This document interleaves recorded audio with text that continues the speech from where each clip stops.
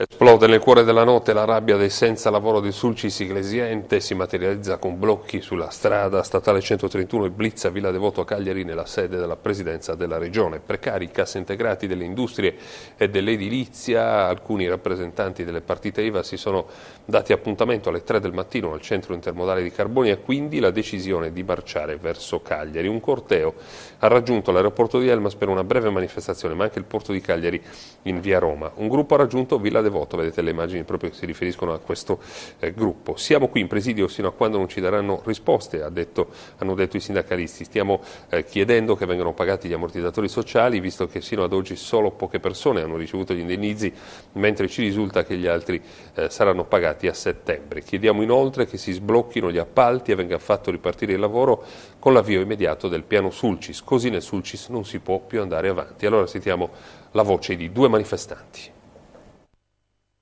Stamattina abbiamo occupato intorno alle 4, abbiamo fatto il blitz, siamo entrati perché vogliamo risposte dalla politica, ci sentiamo abbandonati.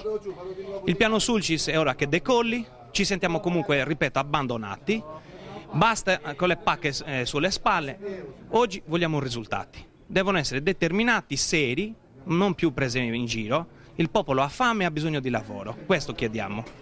Sta rimbalzando da 2 anni questo piano Sulcis, da novembre addirittura scorso che sono venuti i ministri che hanno firmato un protocollo, ma non si è visto niente.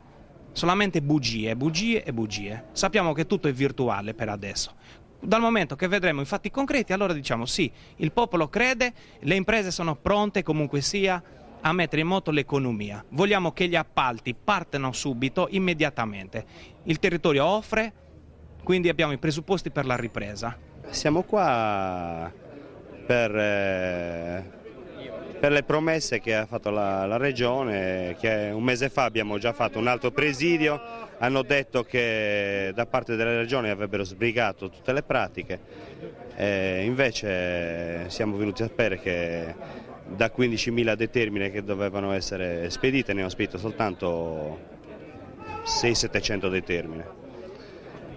In poche parole stiamo rischiando, siamo già 6 mesi che non prendiamo dei soldi e stiamo rischiando, se ce li danno, di prendere i soldi a ottobre, novembre.